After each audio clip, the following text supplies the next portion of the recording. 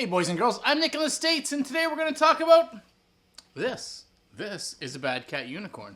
This is pretty. It's very pretty. What's a Bad Cat unicorn, you say? Well, it's what happens when people get tired of being hassled by Gibson, because Gibson, for some reason, is upset that they're making Chinese copies of Gibson Les Pauls, the Chibsons, the bad stuff, the evil things ruining the world. And they decide to break out on their own and come out with their own brand called Bad Cat. Hopefully that shows up there.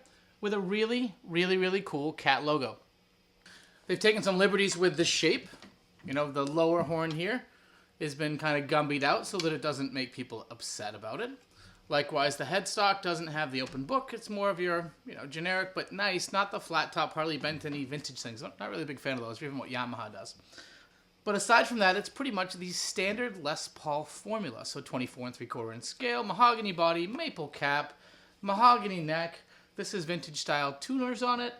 Rosewood fretboard. The rosewood. Oh, the rosewood. Yes, indeed. Mother of pearl, mother of toilet seat, some sort of inlays. And this one has a lovely book-matched kind of tigery flame, somewhere between a Slash and a Joe Perry Boneyard look, with some very nice zebra poleless, so they're all smooth poles on the humbuckers. 2 volume, 2 tone, and very choice, tasty knobs. Nice knobs! So that's the basic thing here. The humbuckers are ceramic, so they're probably not the warmest ones you're going to hear in the world, but they're still not too bad.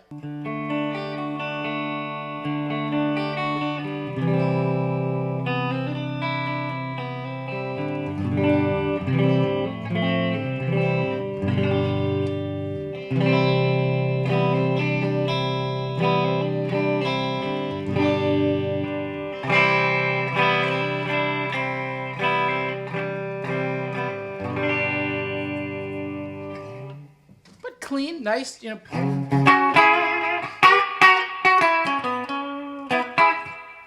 nice, punchy, fun, actually reasonable amount of output too, compared to, I was doing ABs with some other guitars, and these are definitely hotter than some other.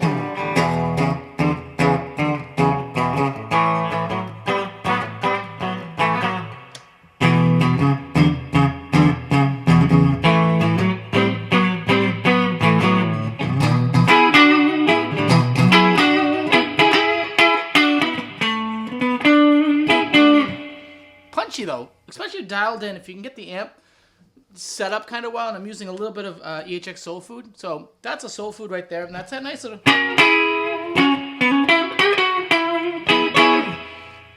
drives just below 9, volumes at about 10, and the trebles just backed off a scooch, the metric term, the scooch. It warms it up because the pickups sometimes need a little help. Middle.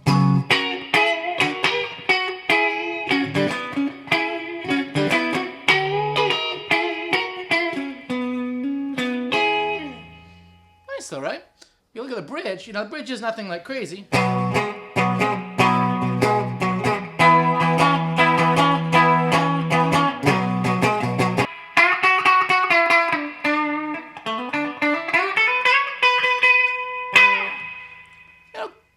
Clean, it might not be the most lovely thing, but if I skip the Soul Food and go into a little bit of the AC tone from the folks at Joyo,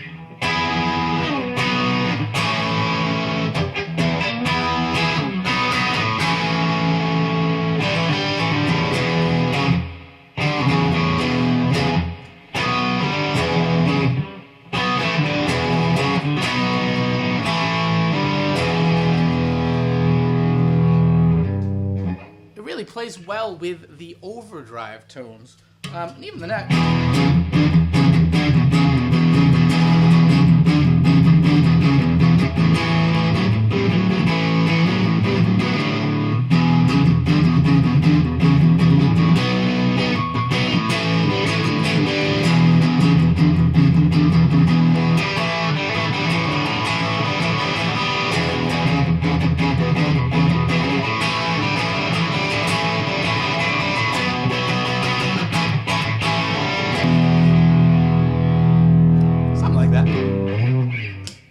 something like that, she's got fun little punchy tones.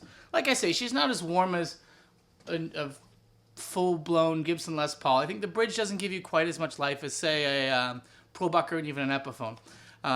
But it still is a very fun, very usable guitar that I'm digging quite a bit.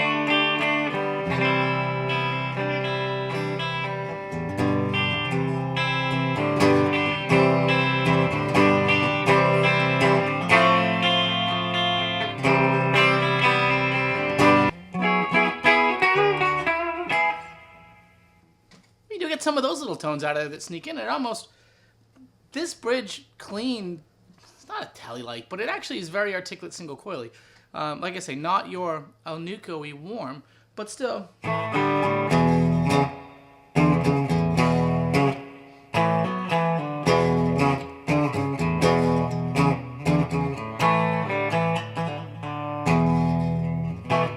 don't know. It is kind of fun. The more you play with it, the more you push it around a little bit, and even.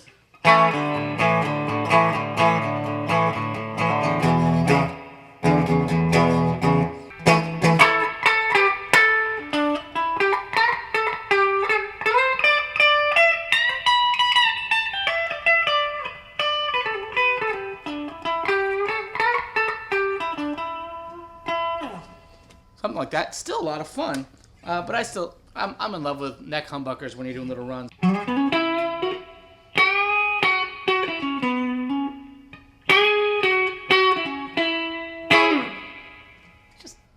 It's just nice. It's just pretty.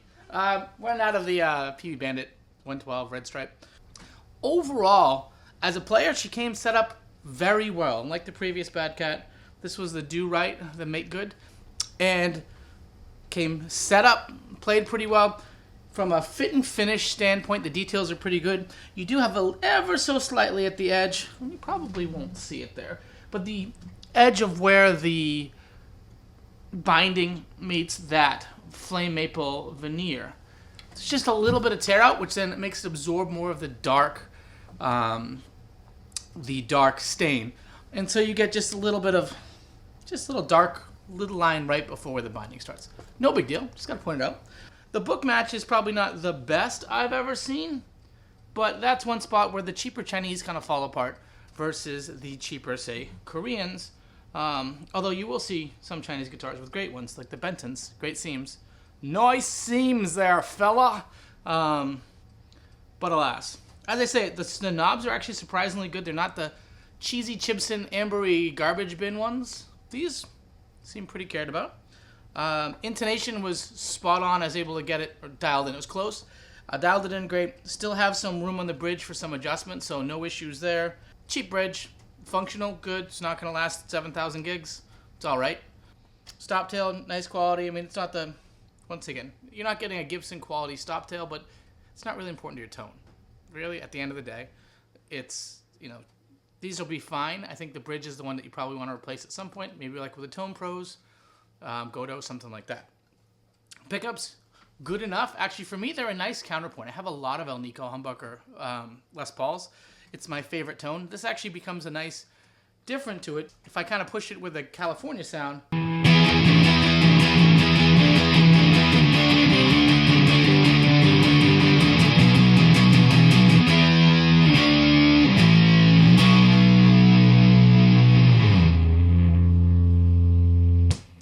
It does things like that. It drives, it pushes, it handles more modern gain structures probably better than your classic Alnicos do, which is really cool, which is why it has a nice little home in my collection. Now, no Bad Cat video review discussion should be complete with also talking about dealing with the company.